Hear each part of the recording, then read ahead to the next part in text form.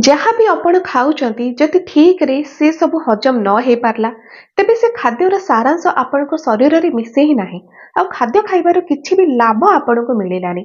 आजिर video रे आपण एमिति केतोटी छोट टिप्स विषय जानिबे जदि ए सब टिप्स को आपण अप्लाई करचंती एथिरे आपणकर हजम शक्ति मध्ये वृद्धि पाए एथिरे आपणकर गैस एसिडिटी कॉन्स्टिपेशन ए सब समस्या कमी जिवो पेट बहुत भल भाबरे आपणकर सफा भी हे परिबो आहुरी बहुत किछि हेल्थ बेनिफिट्स आपनको एथिरो मिलि परिबो। चलंतु फ्रेंड्स स्टार्ट करबा आजिर ए वीडियो आ जानिबा कोन से छोट छोट टिप्स।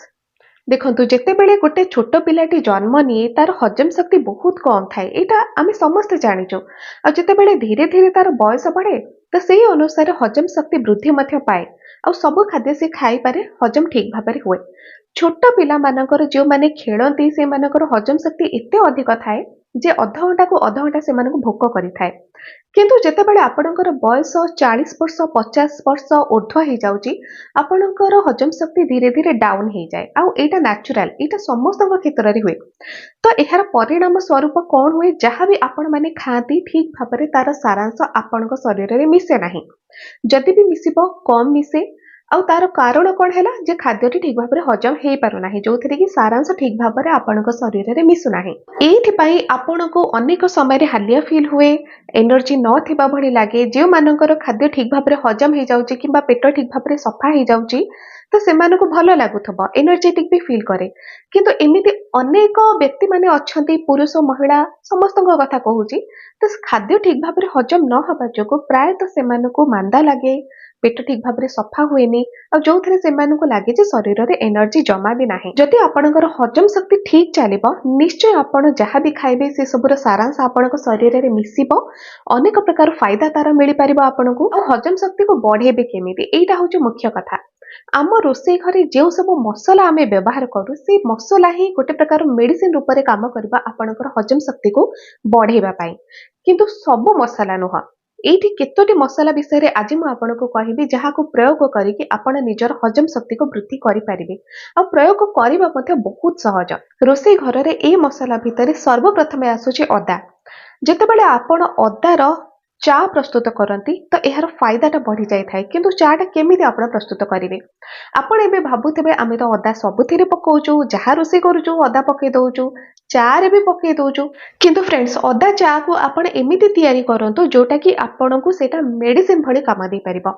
जेमिति केवल आपण गिलासे पानी नहीं जातु सेथिरे छोट खंडे अदा छेचिकी आपण पके देले बस सेतिकी ही सामग्री सेथिरे दरकार अदा छोट खंडे आउ किछि भी नुह आउ एहा परे आपण ताको भल भाबरे फुटे नेबे अधा पानी रहिबा पर्यंत फुटे देले ताको छाणीकी आपण उषुम थिबा अवस्था रे पी देले आपण ए काम लंच खाइबा परे भी करि परिबे आपण ए काम ब्रेकफास्ट खाइबा परे भी करि परिबे। तो एमिति भाबरे ही आपण को अदार प्रकृत बेनिफिट मिलि परिबो किंतु आपण जेतेबेले अदा को अमूल चा क्षीर चा किंबा तरकारी रे ऐड कले तो तार एते किछि फायदा आपण को मिले न थाए। तो एई भली भाबरे आपण अदार प्रयोग करंतु। नेक्स्ट मसला भीतर अछि हळदी। हळदीर प्रयोग मध्य आपण निजर पेट को सफा करबा पई आ हजम शक्ति वृद्धि पई करि परिबे। हळदी खांटी हळदी गुंड हेथिबा दरकार घरे आपण प्रस्तुत करंतु किंबा जति गुंड न करि पारुचंती आपण खंड हळदी को पेस्ट बनादु आ से पेस्ट रु 1/4 चम्मच नहीं कि आपण गरम पानी रे मिक्स करके ताको पी दियंतु। ए काम आपण सकाळे खाली पेटरे भी करि परिबे एथिरे बहुत सारा फायदा आपण को मिले। पेट आपणकर सफा हैला एथिरे आपणकर गैस भी बहुत भल भाबरे क्लियर हो जाए और एथिरे आपणकर स्किन रो समस्या मध्य दूर होई थाए।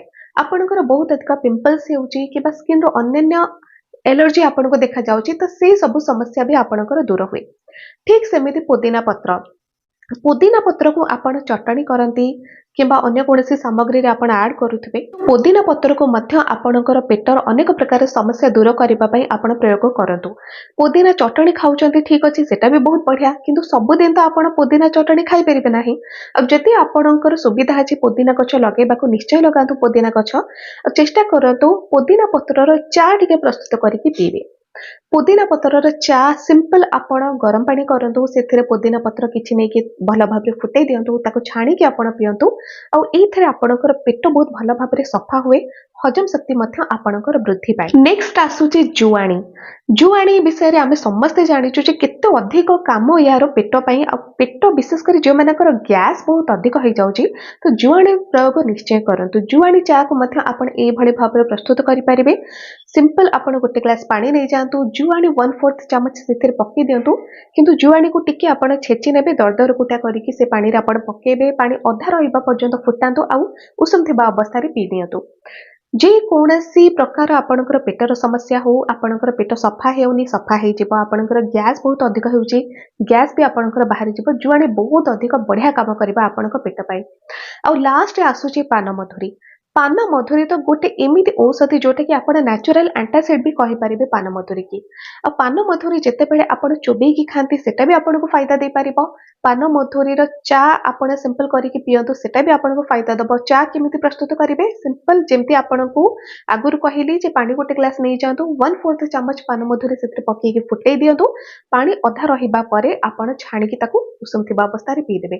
ଏମିତି ବି ଆପଣ ପିଇପାରିବେ ସକାଳେ ଖାଲି ପେଟରେ, କିମ୍ବା ରାତିରେ ଗୋଟେ ଗ୍ଲାସ ପାଣିରେ ଆପଣ ପାନମଧୁରୀ ଗୋଟେ ଚାମଚ ଭେଦେଇ ନିଅନ୍ତୁ। ସକାଳେ ଖାଲି ପେଟରେ ସେ ପାଣିକୁ ଆପଣ ପିଇଦେବେ ଆଉ ପାନମଧୁରୀକୁ ମଧ୍ୟ ଆପଣ ଖାଇଦେବେ। ତିନୋଟି ଉପାୟରେ ଆପଣଙ୍କୁ ପାନମଧୁରୀ ସମାନ କାମ ଦେଇପାରିବ।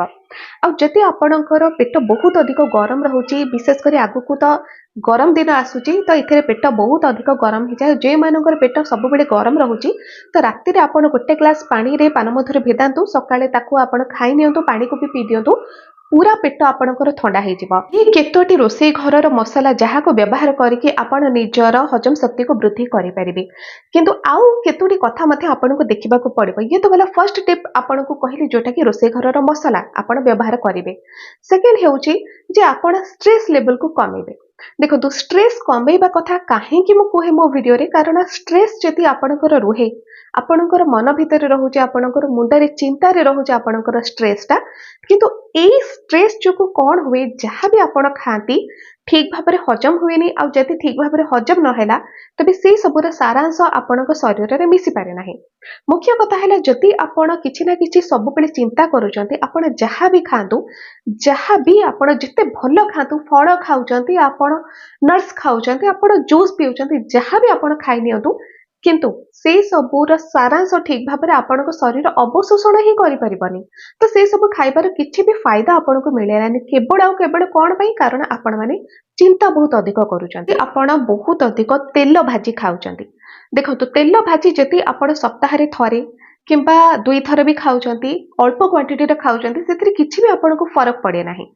ଆଉ ଯଦି ଆପଣ ରେଗୁଲାର ଖାଉଛନ୍ତି, ଡେଲି ଖାଉଛନ୍ତି ଆଉ ବହୁତ ଅଧିକ ଖାଉଛନ୍ତି, ଯଦି ଗୋଟେ ଦୁଇଟା ବରା ଆପଣ ଖାଇଦେବେ ଆପଣଙ୍କୁ କିଛି ବି ଫରକ ପଡିବନି, କିଛି ବି ଆପଣ ଜାଣିପାରିବେନି। କିନ୍ତୁ ଯଦି ଆପଣ 8ରୁ 10ଟି ବରା ଖାଇଲେ ଆଉ କିଛି ବି ଆପଣଙ୍କର ପନିପରିବା ଅଧିକ ଖାଇବାର ହିଁ ନାହିଁ, କେବଳ ବରା ଆଉ ବରା କିମ୍ବା କେବଳ ସିଙ୍ଗଡା ପୁରୀ ଏଇରା ସବୁ ଆପଣ ଖାଇବାକୁ ଇଚ୍ଛା କରୁଛନ୍ତି, ଆଉ ସବୁବେଳେ ଆପଣଙ୍କର ତେଲ ଭାଜିରେ ଚାଲିଛି, ତ ଏଥିରେ କ'ଣ ହୁଏ? ତେଲ ବହୁତ ଅଧିକ ଆପଣଙ୍କ ପେଟକୁ ଯିବା ପରେ ଆସିଡିଟି ବହୁତ ଅଧିକ ବଢିଯାଏ, ଗ୍ୟାସ୍ ବି ଏଥିରୁ ସୃଷ୍ଟି ହୁଏ। ତ ଯଦି ଆପଣଙ୍କର ଆସିଡିଟି ରହିଲା, ଆପଣ ମନେ କରନ୍ତୁ ସକାଳେ ବରା କେତୋଟି ଖାଇଦେଲେ, ଏଥିରୁ ଆପଣଙ୍କ ପେଟରେ ଆସିଡିଟି ବଢିଗଲା।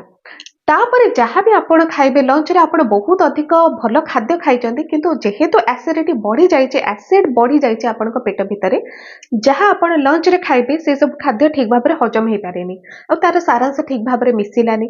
ତ ଏଥିରୁ ଆପଣମାନେ ଜାଣିପାରୁଥିବେ ଯେ ଏଇ ଯୋଉ ତେଲ ଭାଜି ଖାଇବା ଦ୍ୱାରା କେତେ ଅଧିକ ଆପଣଙ୍କୁ କ୍ଷତି କରୁଛି। କାରଣ ଆପଣ ତେଲ ଭାଜି ତ ଥରେ ଖାଇଦେଲେ, ସକାଳେ ଖାଇଦେଲେ, କିନ୍ତୁ ଏଇଥିରେ ଯୋଉ ଗ୍ୟାସ୍ ହେଇଗଲା, ଆସିଡିଟି ହେଇଗଲା, ଏଇଟା ଆପଣଙ୍କର ପୁରା ଦିନ ସାରା ରହିଲା। ତ ସେଥିପାଇଁ ତେଲ ଭାଜି ଆପଣ ଖାଆନ୍ତୁ, ଠିକ୍ ଅଛି, ଗୋଟେ ଦୁଇଟା ଖାଇବେ, ଅଧିକ କ୍ୱାଣ୍ଟିଟିର କେବେ ବି ଆପଣମାନେ ଖାଇବେନି। କେତୋଟି ଫଳ ବି ରହିଛି ଯେଉଁଗୁଡାକ ଆପଣଙ୍କର ହଜମ ଶକ୍ତିକୁ ବୃଦ୍ଧି କରେ, ଯେମିତିକି ପାଚିଲା ଅମୃତଭଣ୍ଡା, ସପୁରି ପଣସ ଆଗକୁ ସମର ସିଜନରେ ଆସିବ, ଏବେ ବି ମିଳୁଛି। ପାଚିଲା ଅମୃତଭଣ୍ଡା ତ ଆପଣଙ୍କୁ ବର୍ଷ ସାରା ମିଳିଯିବ। ଆଉ ଯେତେବେଳେ ଏଇ ଦୁଇଟି ଫଳ ଆପଣ ଖାଆନ୍ତି, ଏଇ ସବୁ ଆପଣଙ୍କ ପେଟ ଭିତରକୁ ଯାଇକି ପ୍ରୋଟିନକୁ ଅବଶୋଷଣ କରିବାରେ ଆପଣଙ୍କ ଶରୀରକୁ ସାହାଯ୍ୟ କରେ। ପ୍ରୋଟିନର କଣିକା ଭାଙ୍ଗେ ଆଉ ଠିକ୍ ଭାବରେ ହଜମ ହୁଏ, ଯୋଉଥିରେ ଆପଣଙ୍କ ଶରୀର ପ୍ରୋଟିନକୁ ଠିକ୍ ଭାବରେ ଅବଶୋଷଣ କରିପାରେ। ଆଉ ପ୍ରୋଟିନର କ'ଣ ସବୁ କାମ ରହିଛି ଆମ ଶରୀରରେ, ଏଇଟା ମୁଁ ଅଧିକ କହିବା ଦରକାର ହିଁ ନାହିଁ, କାରଣ ଆମ ପୁରା ଶରୀରକୁ ତିଆରି କରିବା ପାଇଁ ପ୍ରୋଟିନର ବହୁତ ବଡ଼ ଭୂମିକା ରହିଛି। ଆମ ଶରୀରକୁ ଚଳେଇବା ପାଇଁ ପ୍ରୋଟିନ ଦରକାର।